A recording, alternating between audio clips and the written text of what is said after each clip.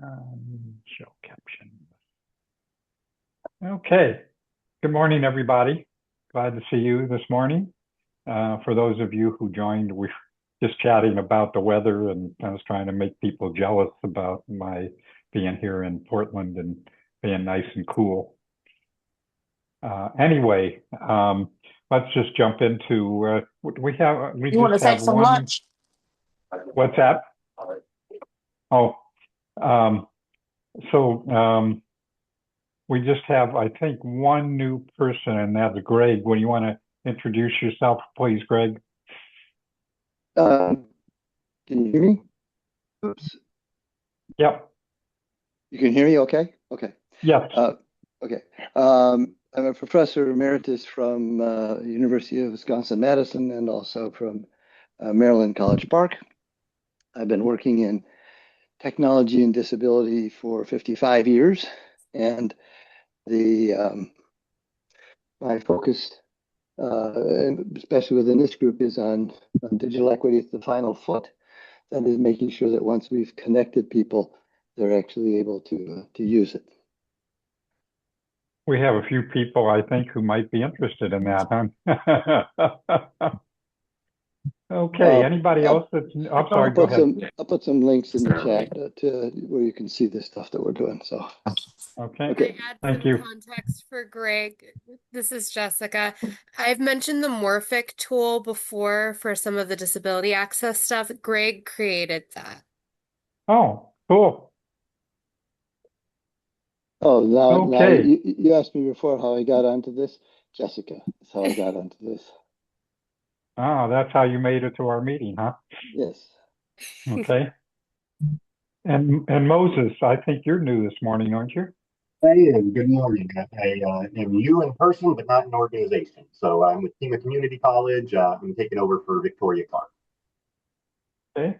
Well, thank you. Welcome. Put some modern nurse speaking. Okay. If not, if there's nobody else that's new, let's just go ahead and get started this morning. We are certainly lucky to have Angela Seifer joining us this morning. Most of you probably know Angela, and you probably know about NDIA, but they are just doing really awesome stuff in trying to get our money back. And so, so with no further introduction, Angela, I'm going to just turn it over to you, and also if you need to go after you're done here, you're welcome to stay on. We're done no later than 9:15, but if you need to go, please feel free to do that. In the meantime, thank you for being here this morning. Yes, absolutely. Thanks, Steve. Thanks for having me. And yes, we are really trying to get your money back. Yeah. It's a weird spot to be in, to have helped make the Digital Equity Act a reality, and then, guiding folks through applying for that money, and now and all the digital equity plans, and now trying to get it back again. Of course, there's no promises as to where this lawsuit is going to go, but I can tell you where it looks like it's going. And I do that because I want you all to prepare for the possibility that the money will be coming back. So I think everybody knows what the Digital Equity Act is. This is a crowd, you all know that. Yeah, Steve's nodding. Okay.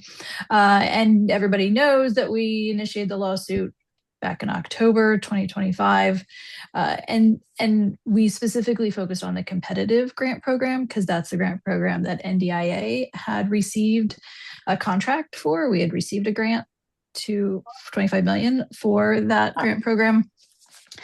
And where we're at right now is that the government had... Excuse me, Angela.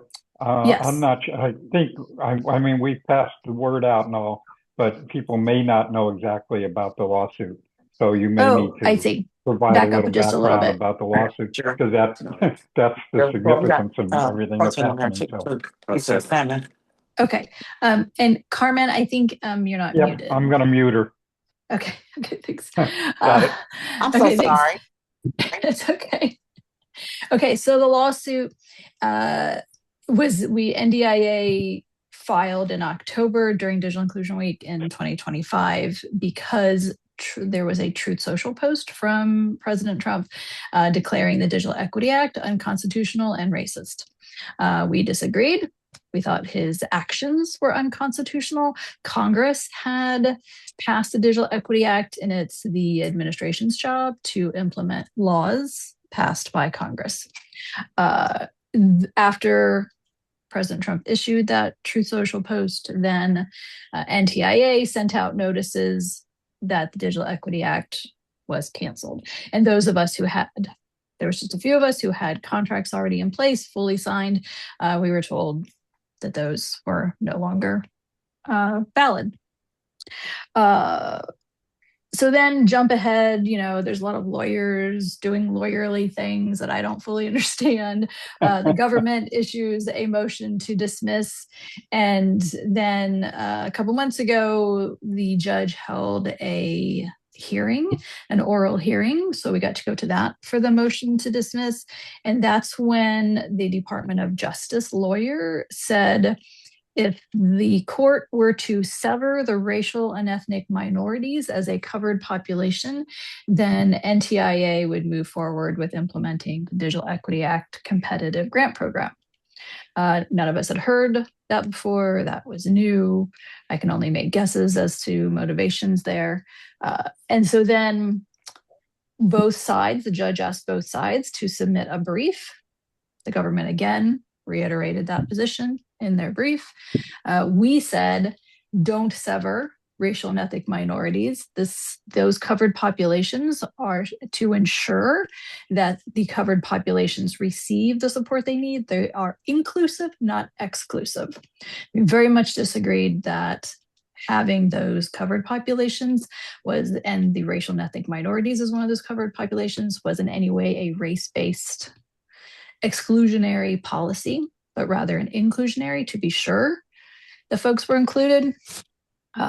We all know historically racial and ethnic minorities tend to be excluded, not included. And so it was very frustrating to us to then have the judge's decision that the covered population of racial and ethnic minorities, that the word they use in the legal system is severed, which essentially means, like just taking a strikeout pen to that section of the Digital Equity Act. The rest of the covered populations remain intact. So right now we are essentially waiting for the government to move forward with implementing the Digital Equity Act competitive grant program. While we wait for that to happen, the lawsuit is still active. Right, we're not done because that was a motion to dismiss, and so now the judge has asked for both sides to submit a joint report. I'm told this is common in situations where there are lawsuits against the administration, and so this gets both sides to define what it is that they want and to do so in one document. So the document will say, here's the things we agree on, here's what we don't, here's what one side says, and then here's what the other side wants. And then that goes to the judge, and that due date is this Monday. So the judge is actually moving pretty quick on this. I think we at NDIA, and so many of you all, have thought this through and are very concerned that this administration may not choose to follow Congress's intent with the Digital Equity Act competitive grant program. So that's very much a concern. It's also a concern that they would wait a long time to implement the program. You all need those funds yesterday, right? You needed them when they should have come around, right? Not waiting another year for that to happen. So we are asking the government to move quickly. I don't know if we'll be successful or not, but we are on a path. The best word I feel like I can use that is accurate is that we are on a path to get the Digital Equity Act competitive grant program back. What that looks like, unknown, but I think it is prudent for you all to be planning, to be discussing, would you apply? Some folks are like, I don't want any federal money anymore. This is a disaster. Right. So like that's your choice, right? Of course. So would you apply? How would it be that would you want to do the same that you did before? If you had done it before, do you want to come up with some different partners? Are some partners saying that they don't want to do it? So then you're forced to find a new partner. Like those kinds of discussions can all happen now, even before it becomes live, because you still do know what the Digital Equity Act language was. What we are also asking is that the NOFO not be changed a whole lot. It should only be changed minimally. Again, what we ask for may not mean anything, but we're certainly going to give it a try. So I think in order for you to be prepared, you can consider what the Digital Equity Act says in the actual language from Congress, and then be considering how this administration could possibly change it so that you can be ready. We are also very concerned that this administration's anti-DEI posture and actions could be a problem. So we are watching that very carefully. NDIA, we had thought of ourselves as the ones who would want to help to and had been helping implement the Digital Equity Act, and now find ourselves in a watchdog kind of position. So we will be watching very carefully this new NOFO, and we will be pushing from the legal side, but then also in the publicity side. The lawyers don't want us to talk to NTIA directly, so that can't happen right now. We all work very collaboratively. That's just how NDIA has been established from the beginning. But right now, it's the unfortunate legal situation that we have.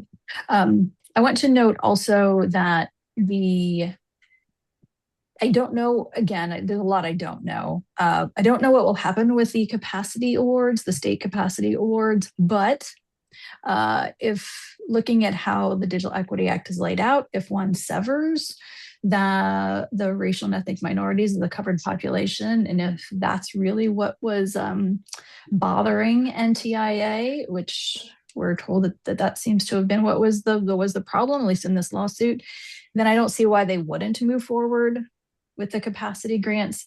So I would be talking to the state broadband office, and if you work in multiple states, be talking to their state broadband offices. If you have relationships at NTIA, I would be having those conversations also. Just because I can't talk to them doesn't mean you can't talk to them, and be having conversations about how this money needs to get out and needs to get out soon. It's also like, even though the Digital Equity Act is its own program, it is in IIJA that when that bill was passed, that law, and right next to it is BEAD, and those non-deployment funds. So the potential for the non-deployment funds is also very real.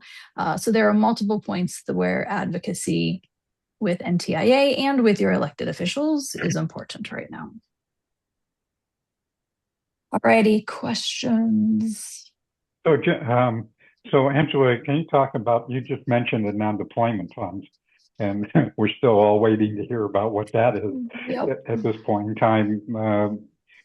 I guess so. Two questions. One is the non-deployment funds, and then secondly, I understand you're not, quote, talking with NTIA, but are you hearing any inklings that if they move ahead with the judge's orders here, about, are they going to have any new guidelines other than taking out the specifics that the judge spoke about? What are you hearing at this point? Yeah. It's too early to know that, but we will know that on Monday. So Monday is the deadline for that joint report. So the position of the government will be in that joint report. So on Tuesday at 1 o'clock Eastern, we're going to do NDIA will hold a special community call. So welcome you all to join us for that special community call. If you're not already an NDIA affiliate, join first, because it's limited to NDIA affiliates, but it's free to join. They're just click that join button on our website, and then we'll make sure you get the registration link for the community call. And also we will not be recording the legal update in that call, but we will record the media guidance that we're going to provide in the second half. Great. Paul, you have a question or comment, please? Yeah, so Angela, I know that there was like I think four groups that had gone through all the legal process in terms of signing contracts, and NDIA was one of those. Um, with regards to the judicial decisions, that would allow those four to go ahead in theory, I believe. But what about all the other people who were recommended for an award? I know that my college, So actually, we Paul, weren't successful. we don't think even those four are not going to get, like, one of those four we think is still in process because it's a it's a grant to a native corporation in Alaska. But the other, ours is canceled. Our NDIA is not getting our grant back. The other two were also canceled. Anybody who was recommended, they are really looking to start fresh. So that means everyone's going to go back through the NOFO. And we're pushing back on that. So Yeah. it is unknown where that will go, but I would be really surprised. Again, I do not know what's going to happen. Yeah. Right. I would be surprised if they're like, oh, yes, we would like those organizations that were chosen by the Biden administration, who we think is, devil incarnate, that we should go with who they chose. I would be surprised if that happened. No, in other words, be prepared for a new NOFO, and like you said, start those conversations now. Continue those conversations. Right. Get yourself ready, because this could be a very quick turnaround as well. I would imagine too. If NDIA gets back, it could go very, very quickly. Yes. So we are asking for it to move quickly because it shouldn't have been canceled in the first place.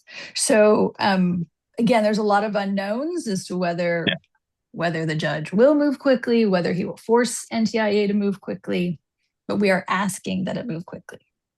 Well, at least there's a little bit of light.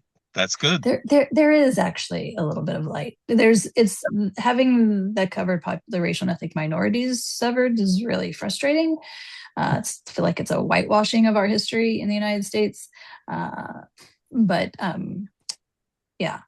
it does look like we are on a path to be able. You all will be able to have some funds to do the work that you all need to do. Well, big shout out to NDIA with all the advocacy and the work that you've been able to do, and to help with all the affiliates and everything as well across the entire country. So cheers. Thanks, Paul. I appreciate that. It certainly has been a nightmare, this whole process. Well, not just this issue. Anyway, I won't go there with other issues. Anyway, any other questions or comments for Angela? Steve, Mark Goldstein. Yeah, go ahead, Mark. Mark Goldstein. I have a research and consulting practice, International Research Center, and I also chair the Arizona Telecom and Information Council, which is kind of the home base for this group as a spinoff. Sorry. Two things. It appeared to me that in NTIA's Tribal Broadband Connectivity Program Round 3, $720 million, $250 million actually came from the Digital Equity original funding. Is that correct? That money's actually on the street, part of that? I don't know the exact amount that's coming from the Digital Equity Act, but they did say and NTIA said in their release that part of the money was coming from the Digital Equity Act. And my perception, I'm not 100% because I haven't talked to these folks in a while, but my perception is that the one grant to a native entity in Alaska is a Digital Equity Act competitive grant. It's still active. So there is a little bit of money that is, we would say, designated. Right. I believe that number is 250 of the 720. And just incidentally, yesterday, Ariel Roth announced a 60-day delay in the submission date from September 17th to November 17th. Right. The other thing is the big OMB rule change bugaboo. Apparently, they received 500,000 comments or so during the comment period that were overwhelmingly negative. It, of course, would allow for political operatives and intent in both judging the grants and possibly rescinding grants once they're already in play. I'm just wondering about your take on the survivability of those fairly radical OMB proposals that they were aiming for October 1 and how that process may go. Yeah, it's going to be a disaster. That's okay. like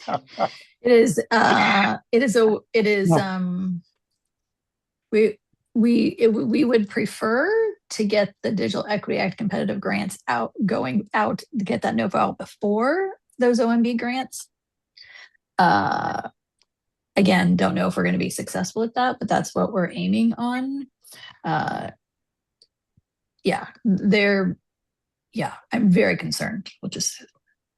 Do they have the lines of authority, do you know, to unilaterally change that, or is there congressional or other my approvals? perception is that they do have authority, but there's going to be lawsuits. Right. 100%. Thank you. There will be lawsuits. Thank you. Sure. Dave, you have a question or I'm sorry, go ahead, Angela. Yeah, so Carmen has a question, non-deployed. Carmen, that's the BEAD funds. Those are the deployment funds that are just building broadband across the US. And in that, Congress defined some of those funds. They called it non-deployment. So there's lots of information you can find about those funds. So it's not part of the Digital Equity Act. But it was connected to the idea was that they should support each other. Dave? Just two quick observations for those of you that are on. I'm riding a horse going a little bit different direction right now. One of the things that I would point out to all of you is that if you live pretty much where there's any government, you've probably been paying monthly taxes and fees as a communications fee. So there's a pot of gold probably that most of you are sitting there, but like in our area, millions and millions of dollars have quietly gone into the general fund, and who knows where they went after that. So you might want to consider talking to much easier to talk to the mayor and the local councils and say, what are we actually doing with these communication fees to enhance the system? Because the whole intent of the Communications Act going way back is that all these taxes and fees would somehow enhance the system. So the money has been built into the system, a long, long time ago. So I have much better luck here just putting a little pressure on the locals saying, where did the money go? I'm probably paying on all of my different devices, I'm probably paying about $12 a month in communications fees. Dave, is that federal or is that local? Well, state the federal government in '84, and this was Barry Goldwater actually put this through, wrote into the Communications Act the federal authority to collect anywhere between 0 and 5% on, at the time it was cable television, but this was well before cable was doing internet or anything else. But the local government, they used to be called franchising authorities. The local franchising authority could set that fee, and they almost automatically by default went to 5%. So it's just going into your local town, and that's still the case here in Arizona and in California. They've adopted a state franchise. The money flows to the state and then gets dispersed back. It's just a sizable amount of money. I pay a cell phone fee. I pay more because I'm in an incorporated town than I would if my address was a mile from me. So, but Dave, how does the cell phone fee, like those franchise fees are about cable? The local governments don't have any access to the cellular fees. Yeah, that's that huge gap that's never been addressed because. Well, no, I think it has been addressed. The cellular one is the Universal Service Fund. That's what's paying for E-Rate and Lifeline and. Yeah, no, I'm circling back. I'm circling back to the cable. At the time that was first put in there, cable companies were not telecom companies. They were not providing internet. And so, that's that. There's not, especially at the local government level, there's just not a whole lot of desire to re-clarify that because they've been accustomed to that. It's just a part of their cash flow. It literally just goes literally into the general fund. But it was originally designed in '84 that this would be somehow enhance the system. At that time, it was the cable system, but it was largely spelled out things like public education and government television. That was one of the main beneficiaries of those fees. But PEG channels have gone the wayside a long time ago because of the internet. We used to have a dozen PEG channels in Tucson, and I don't know if any of them are around anymore because everybody's just going to streaming. But those fees continue. My point is those fees continue to be collected. So it never hurts to ask. And I started here about 15 years ago when I sat on the government relations committee banging the drum to improve our infrastructure here, which is getting old and older every day. We haven't really done anything here since the 90s, and it's just getting very long in the tooth. That being said, I had a lot of interest from some sectors. At the time, I was a little surprised the two local tribes showed no interest in really joining it. Now, full disclosure, I have two family members that are employed by the tribes today. My nephew is the deputy natural resource manager for the Tohono O'odham, and my brother does databases and IT for the Yaqui. So these are people that I interface with regularly still on a more casual basis, and they're showing little of any interest in making the digital inclusion a high priority. They have other cultural priorities, and there is some concern always that this is a way in, and the social media and this kind of thing is not necessarily good for the tribe. It's not necessarily good for their kids. So it just never hurts to ask. And there are deep divisions between the tribes. When I was a 10-year-old kid, I was doing sleepovers at the Zuni Pueblo. And as a 10-year-old kid, you do this and you start to look at this going, these are people that live in a different century. And they did. There was no running water. There was no electricity in the Pueblo. But I learned at a fairly young age, they actually wanted it that way. I also still have a lot of friends in East Palo Alto. So I interface with the Black community regularly because I'm working on getting the story of Chappie James told. And Chappie James made the news like last week or the week before when they took his portrait down in the Pentagon. So I've been fielding nothing but angry. That's my afternoon call, is reacting to that whole thing. But the friends in East Palo Alto, Silicon Valley and technology in general profoundly changed their lives.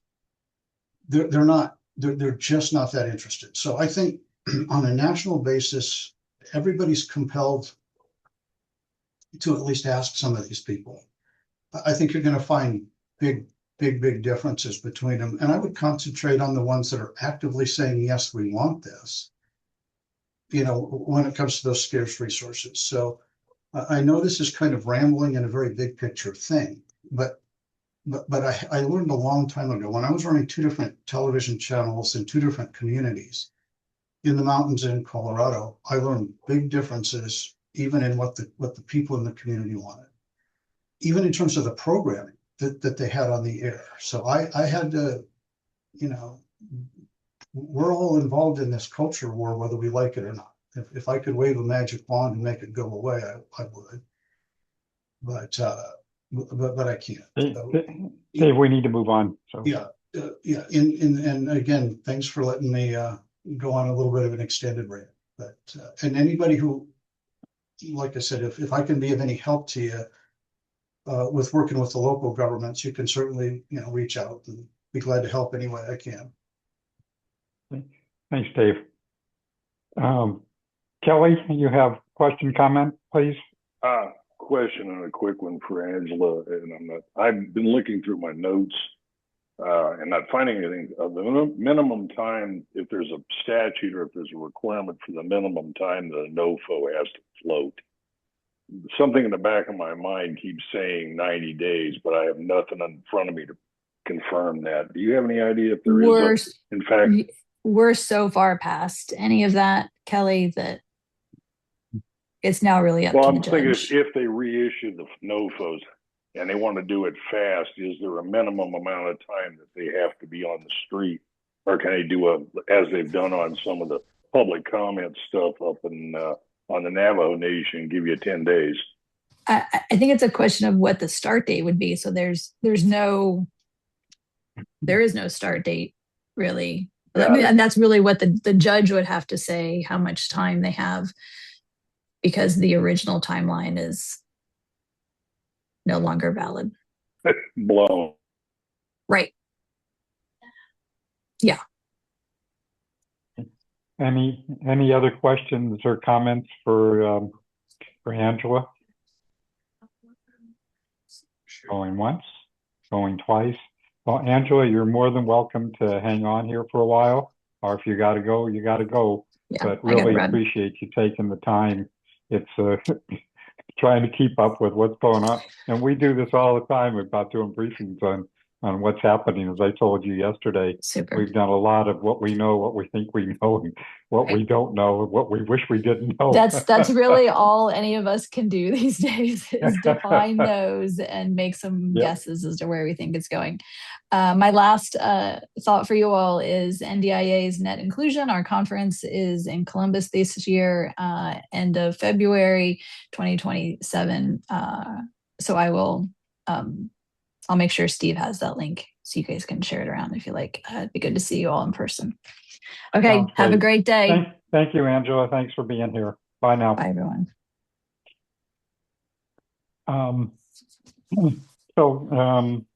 Where did he go?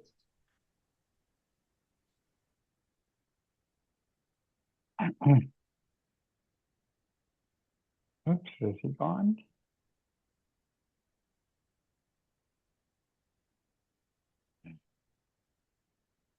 So Jason, you have some important news, don't you? Oh, yeah. I mean, I was hoping and I was looking. I don't see Max on here.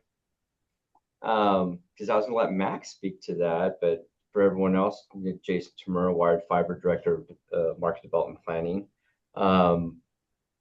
This week is an amazing week. We announced our going to Tucson, our agreement in Tucson. Jason, you want to just tell people who you are, please?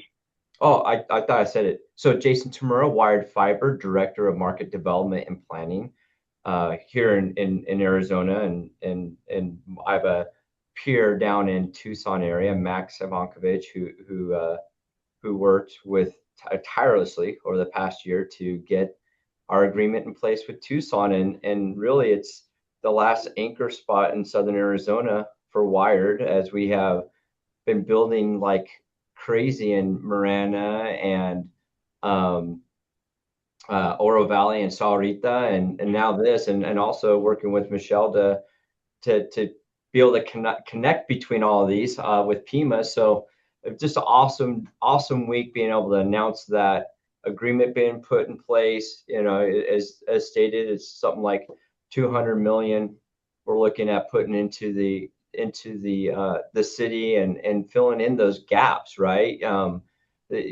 That's kind of that's the reason why I came here, was the fact that, you know, in Arizona we had big partners who weren't improving infrastructure in places that needed to happen, and us being the local small guys out of Whitman, Arizona, a little small ILEC, decided to step in the gap, and this is fun. This is a great day to be able to do this, you know, down in Tucson, for all the communities down there, and to look at where all those gaps are, how we can fill them in, you know, and have some timing behind it, right?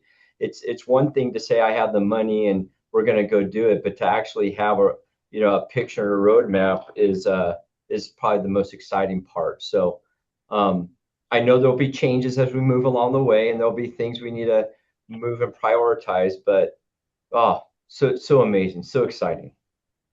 Yeah.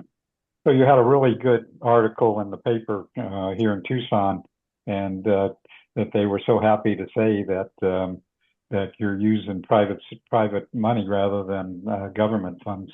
That's right. that No, I think that's like been the best part of this story, right? Is that based upon, and that's actually been our main investor, the Carlyle Group's focus for us when they came in and backed us in early 21 was we needed to keep the pillars of being community centric and transparent, right? Those two, like they're two of our 5 pillars, and like that had to stay.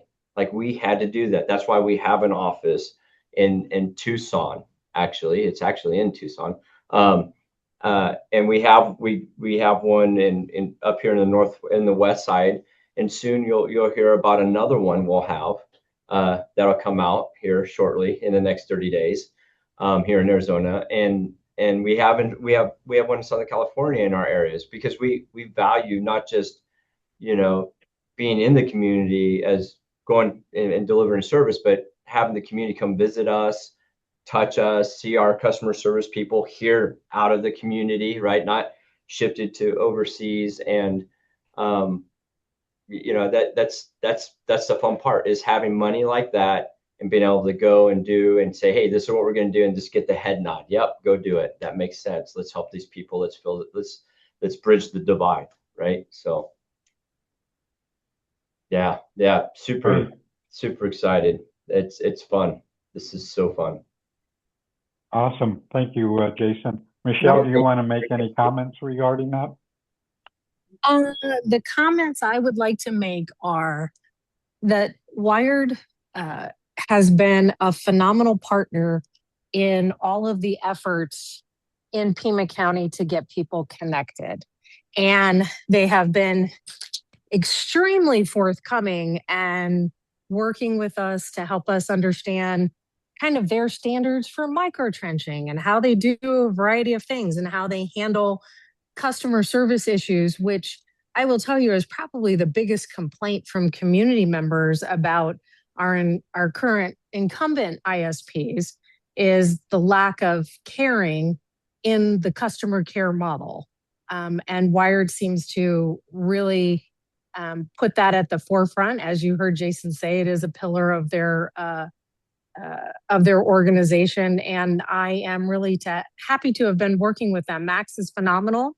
So anybody that is in Tucson, feel free to reach out to Max, because he is phenomenal. Of course, we miss Jason, but he has big things to do.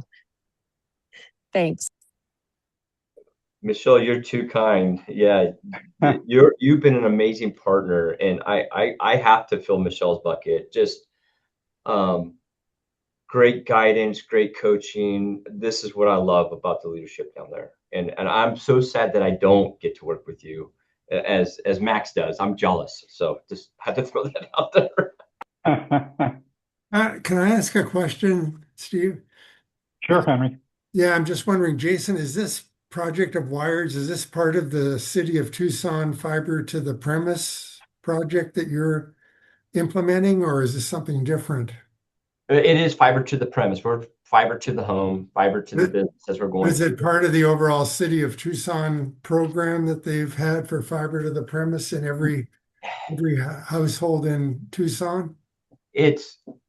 I will say this. It's not specific to that, but the underlying development of the agreement and how it's built, Henry, is set in a way that it marries that, right? It helps them get there. So that's what it in a sense it does effectively. I would say amplify that is what it does. So hopefully that helps, but it's not specific. It's not directly under that. I'll say it that way. So Henry, just FYI, 2 things. Brad, I noticed that you were on, or you were. I am here. And I don't know if you can comment at this point.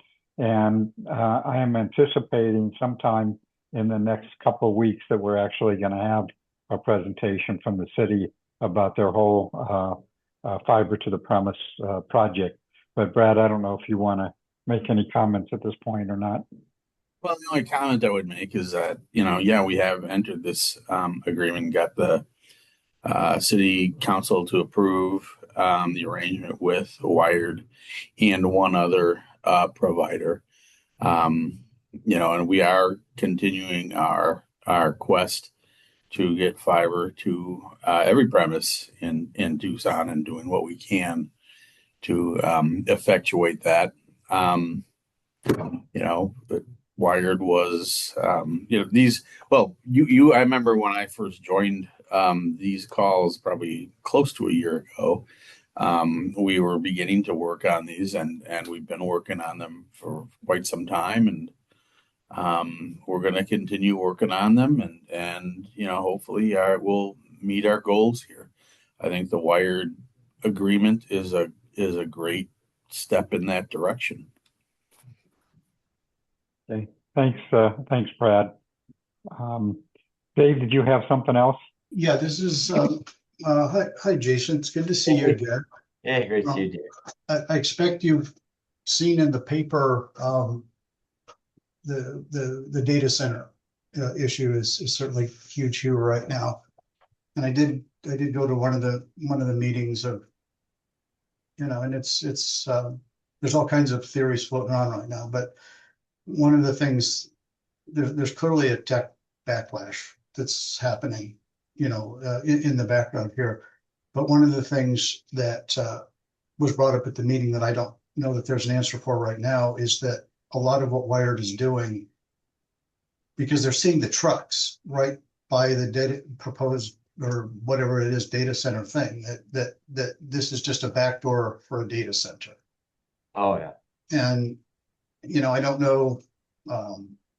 There is a group that meets here. I think they meet every Thursday at the church. It's probably not a bad idea to just kind of monitor that, see if it comes up. Yeah, no, absolutely. And yeah, I've heard about the data center down there. I've heard about all of that stuff, but we're not tied into that at all. I would, again, we're all about transparency. The only place we're tied into from a data center perspective is ARC Data Center, and they've been there a while, right? And we're supporting that local data center and how they operate. And I know that ARC is under our main fiduciary sponsor, and their whole deal has been as well, and we haven't really talked about it, is the deployment of our network and the way our data center operates as well is to take up the least amount of right-of-way space, to use equipment that can support more than what we've ever seen before, so that we're using less of a footprint in the geography, as well as a lower amount of power that's needed, right? The lower amount of power equals lower amount of heat or cooling. So with that said, like the reason why we work with ARC is kind of that whole idea, right? We're trying to make sure that we are using all the resources we have to make the minimal amount of impact off of what we're doing from a network perspective. And like I said, at the ARC data center, it's just so that we're connected to the main IP backbone, right? So that we can on-ramp and off-ramp quickly with those people that are for those people that are subscribing to like AWS platforms and stuff like that. So it's quick in the market for them. They can watch their YouTube, Hulu and all those really quickly. But that's it. We don't have data mining. We don't have crypto stuff. Like that's not what we do. We stay away from all of that. It's not our business model. Business model is to enable the homes and the small businesses and such like that. I mean, we'll help enterprise, but our big thing is passings on homes. Yeah, this is just an unhappy coincidence that. Oh, sure. That the Wired trucks are right across the street from the land. So I'll do what I can on this end to do that. I'm in the background, and they didn't throw me out, which is good. I had a nice discussion with some of the town staff. I mentioned two things. One, I want to start looking at some different, if the data centers are coming, they just have to be away from those homes. And, and I think there's that understanding. So I think that can be dealt with. And the other thing, and they did not throw me out, was I mentioned we need to lower and eliminate these per foot fees, just to make the cost of entry lower. So that's, as long as I'm moving, as long as that's not, interfering with what you'd like to do. I can't imagine that you wouldn't like to see those fees lowered or eliminated. So No, absolutely. That's kind of the thing, right? If we're deploying it at no cost to anyone, and we're using a really, really good model to make sure that we're investing well, right? We don't want to waste anyone's money. Let's put it that way. well, there is a little bit of room. I sense that certainly with the staff, there's a little bit of room for that. And like I said, Sure. if they're going to throw you out, you can see it in their faces. And they said, you got to get that by AC Mariotti. And I already kind of casually mentioned it to AC. And again, he didn't throw me out. So that's good, man. That's all. We'll do that on that end. And like I said, the data center thing, just, read the Green Valley News. And I think my advice would be, if it looks like your trucks are getting too tied into that proposed data center, you might want to think about addressing it. So yes, sir. Thank you, Dave. Thanks again for everything. We're here. They get closer every day. So okay, we need to move on. Yes, sir. Mala, you got any updates for us today?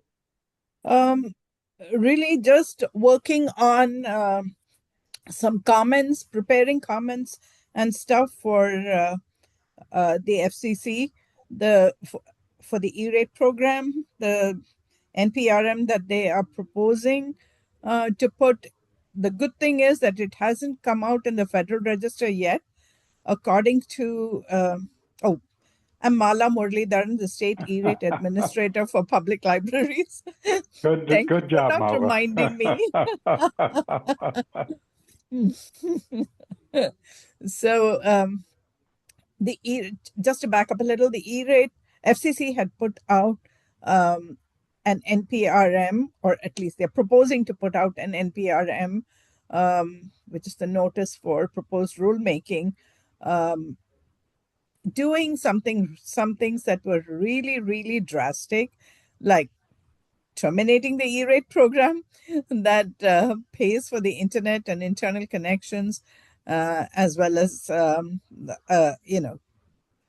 continuing to support fiber build out and stuff like that wherever needed, the last mile. But what FCC is proposing to do is to put an end to this, terminate it, saying that it has served its purpose. It's been there for 30 years. By now, all schools and libraries should be connected up to the point that they want it to be, and they really don't want to support the program anymore. So this is just one of multiple things that they are proposing to do in the notice for rulemaking. So Shelby and the Schools, Health, Libraries, Broadband Coalition, and other organizations, ALA, the American Library Association, and others have been putting their heads together to create comments for this. The good thing is that before the comment period, they have to have it out in the Federal Register. And that's the first step. That hasn't happened yet. The proposal was supposed to be, usually when it comes out in the Federal Register, the comment period is about 120 days. And then you have a 90-day reply comment period for the community and the stakeholders to respond. But this time the proposal is to cut that short to 30 days for comments and 30 days for proposal. And that is again one of the things that we are preparing comments about. So when I say we're doing this, actually yesterday Shelby had an in-person meeting with all three commissioner staff. And one of the things that they suggested was this, to have the notice extended to 120 days once it comes out on the NPRM or on the Federal Register.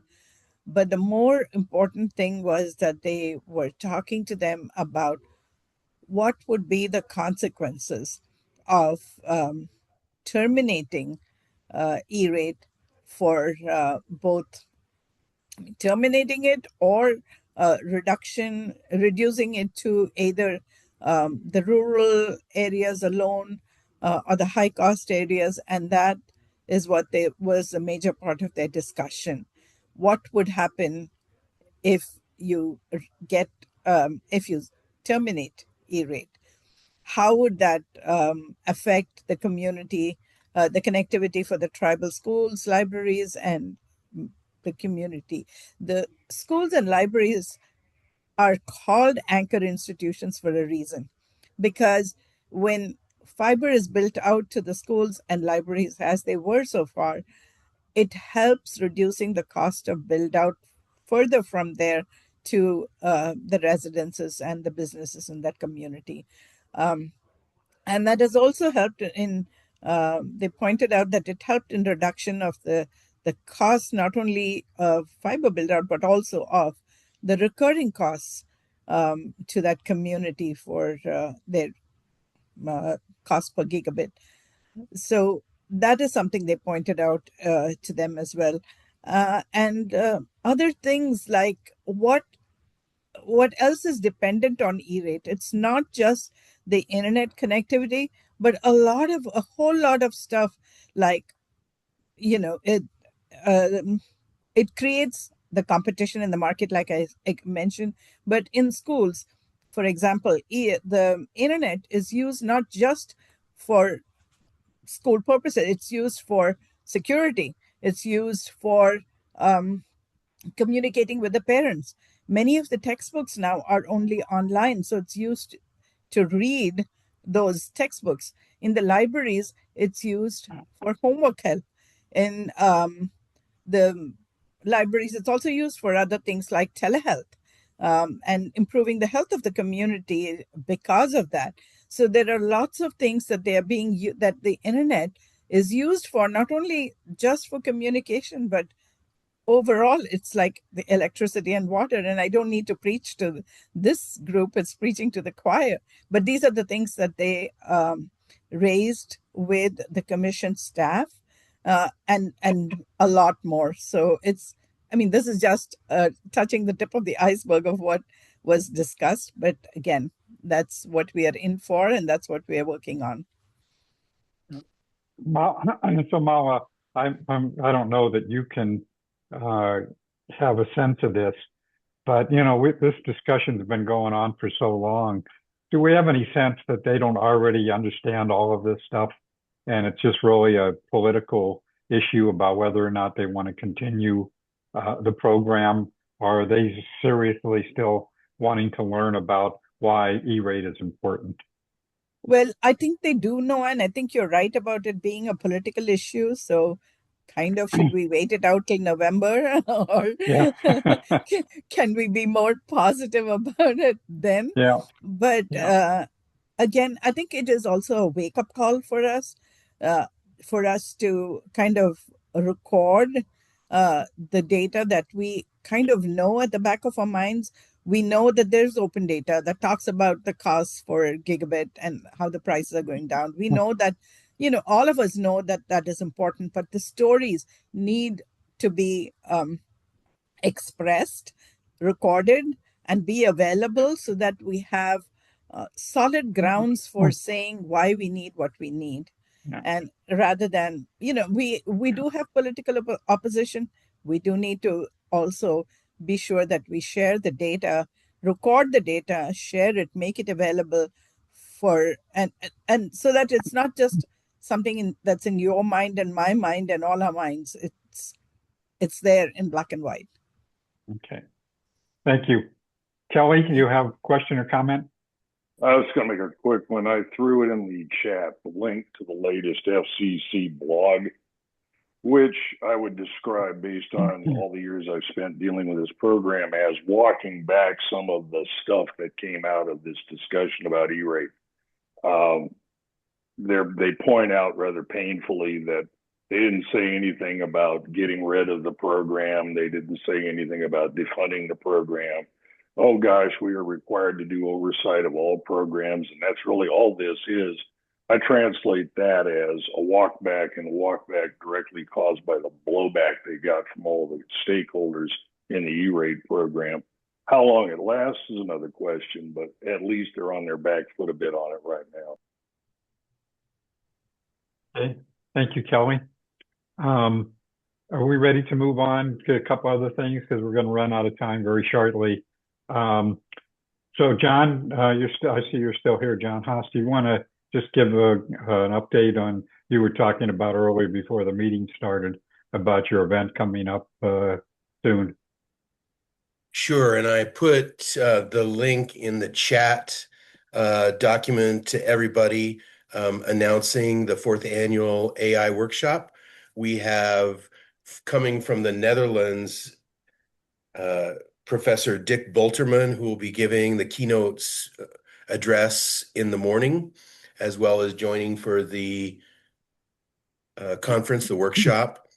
We have about 15 presenters talking on a variety of topics, including utilizing AI at NOAA, the National Oceanographic Atmospheric Administration, as well as some problems associated with being able to perform recognition of ransomware using machine learning, variety of different topics, IoT, which relates, of course, to broadband, because many of people will be connecting their televisions to their broadband. And we know that if you're not aware, you can configure your phone or your television to give up way too much information. And we don't want that to happen here in Arizona. So come and join us. Reception Thursday night and dinner Friday night, and great conversation up here at Embry-Riddle. So John, at some future point, maybe after your event, you might want to tell people more about the issue about the television. It's like, give me a break here. Okay. Yeah. Well, you already know, because you connect to the internet and work with it regularly. But if somebody doesn't, they may not realize they've got a computer inside of their TV. Yep. Okay. Thanks, John. All right. You have a great, practically last day of July and a nearly full moon. Yeah. Hard to believe. Jupiter in conjunction. As they say on the news all the time, it's hard to believe it's the end of July. Yeah, unless you look out the window. Here in Prescott, we had a great monsoon. We're going to take a little break from it, but the hills are green, at least for Prescott. Cool. Thanks, John.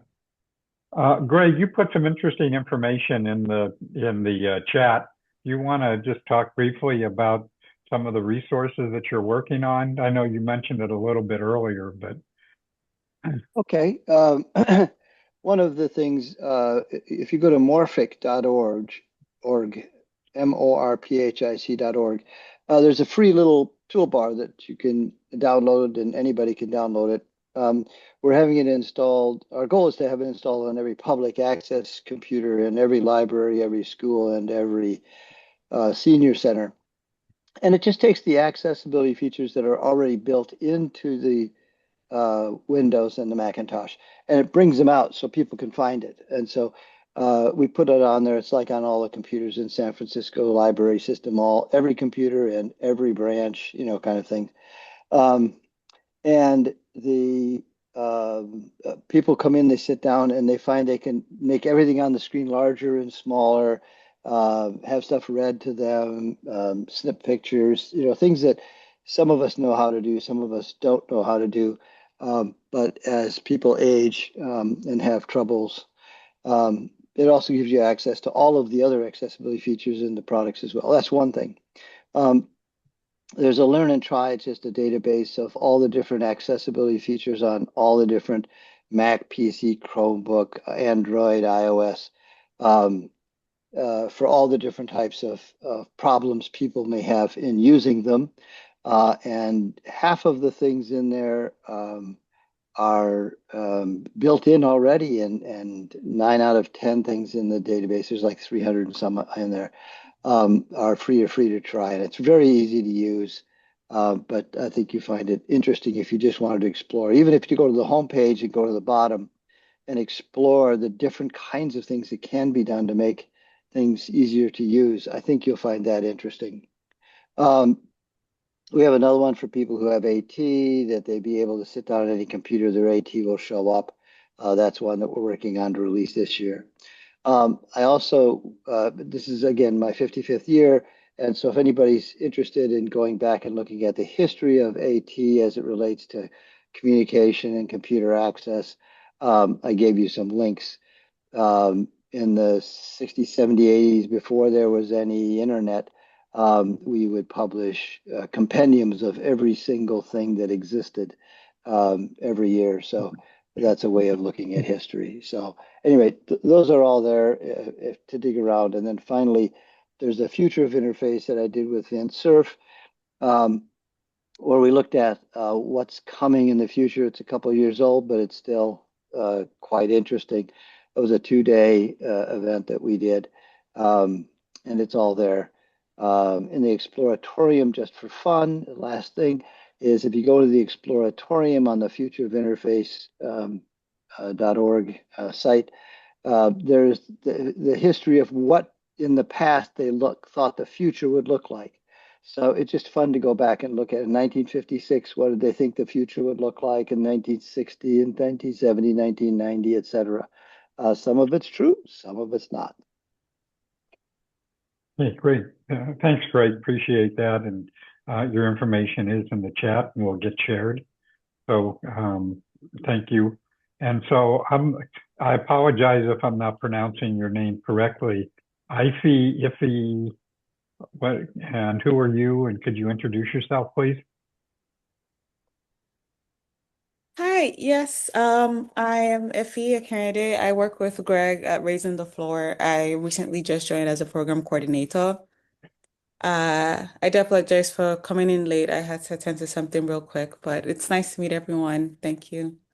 Great. Well, hopefully we'll see you at future meetings. Thanks Oh, for for sure. thanks for joining us today. Thank you. Randy, we got any quickie updates that you want to share?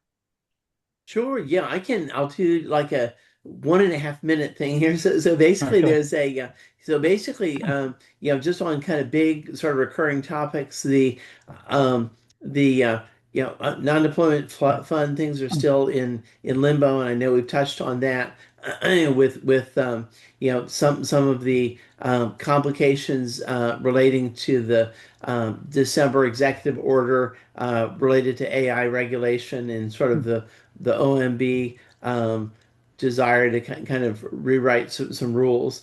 On another kind of recurring topic, sort of data center wars. What's interesting is New York, passed a temporary moratorium, and also Pennsylvania, Michigan, South Carolina are considering the same, and 300 cities, towns, and counties are also have put things in place. So that's sort of a continuing interesting area of tension. And of course, water is a big issue in Arizona. Also, grid capacity. And what's interesting as it relates to last mile fiber is your fiber supply and also labor and deployment resources are areas of contention.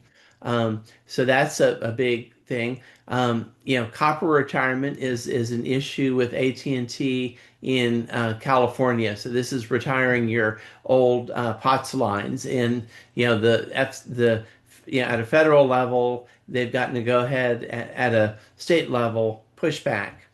Another area that's been sort of a recurring theme is pole attachments, and a bunch of ISPs came out with a report card praising some states for their policies. So they liked Maine, Pennsylvania, West Virginia, and Ohio, and were less enthusiastic about Delaware, New Jersey, Illinois, Massachusetts, Michigan, and California. And but this is interesting. So this part of the idea too is is just having clarity on polls is important because it's moving into the operational period of BEAD. That if you've got unresolved disputes, then it starts impacting BEAD timelines. And then as I think Mala mentioned, there's a whole bunch of stuff going on related to USF. So the High Cost Fund, Lifeline, E-rate, rural health, and then also just the structure of the USAC administration. So this is playing out over a period of time, and with lots of NPRMs and lots of organizations are deeply invested in that. And then a couple other just unrelated things, like there's been discussion of sort of covered, sort of the covered list, for importing stuff from China, and Starlink routers got an exemption. One of the interesting things is the FCC is now sort of banning foreign-made humanoid robots. So if you think of how China could reach into U.S. homes via TikTok, imagine an inexpensive Chinese robot in your home and all the data feeding back to China. So that's an interesting sort of area of debate and discussion. And then there's movements on a bunch of stuff on the spectrum front, and the most recent FCC meeting had kind of a number of action items. But anyway, those were the highlights. Great, thanks, Randy. Who knows what's happening? I mean, it's so crazy in Washington these days. Who knows what's happening when to who? Steve, yeah, Mark. Mark, follow on to in the spectrum front, there is potential release of the use of both Bluetooth and Wi-Fi frequencies that are used commonly terrestrial for satellite communication. That's one of the spectrum plays being made. In terms of the data center moratoriums, Randy listed some states doing that. In Arizona, unless, I don't know if everyone's aware, the legislature passed and governor signed a moratorium on the sales tax incentive for data centers for 3 years. And that was plenty of action happening at local permitting and town councils and industry accommodations, trying to work with communities and so on. But in Arizona, there actually is a moratorium on an incentive program, which is worth about 10% on equipment bought to fill data centers. On the NTIA Tribal Broadband Communications Program, I announced yesterday's announcement of a 60-day delay to November 17th. I want to remind people or inform people that there are two elements of the program. There is an infrastructure portion where you can do grants up to 25 million, and that's going to be hard to find geography that is unserved and does not have enforceable BEAD commitments. But the other part of it is called broadband use and adoption, up to 2.5 million. And so for the 600 tribes and tribal colleges, it's almost a gimme that they could put in a $1 to $2.5 million proposal and get it approved under broadband use and adoption. There's plenty of money there that's prioritized in the program. And so that's money on the street. And then in the satellite world, I just want to note that Amazon Leo, formerly Project Kuiper, has, I think, going close to 800 satellites and is about to launch some limited geography commercial service soon in competition with Starlink. But they also just announced and filed for something like 5,500 additional satellites on top of their Amazon Leo constellation to support mobile phone use from space. Direct to device, D2D is what that's called.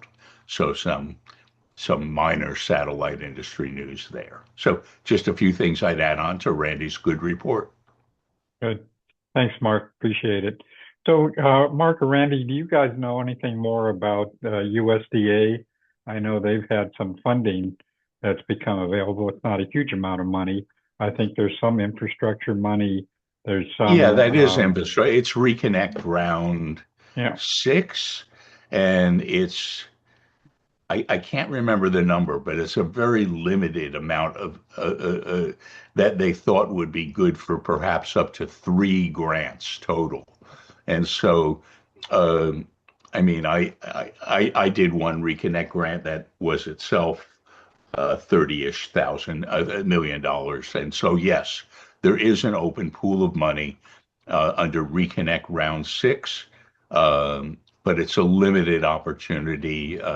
And again, the trick is finding real estate, and that doesn't have to be tribal, of course, it can be anywhere, that's currently underserved and does not have enforceable commitments from BEAD or any other program to remediate their broadband. Yes. Okay, thank you. Okay, any other questions, comments, thoughts before we end for today? We're right on schedule. Anybody have anything else they want to share before we end for today? Aaron, enjoy the rest of your trip in Greece. Thank you. And we'll be in touch soon. Okay. Anybody else? Anything? Going once? Going twice? Okay. Good, thanks, Steve. Yep. Thank you all. Steve, I just want to let you know, I'll miss the next meeting Okay. because that's the week we're coming home. So Okay. see you.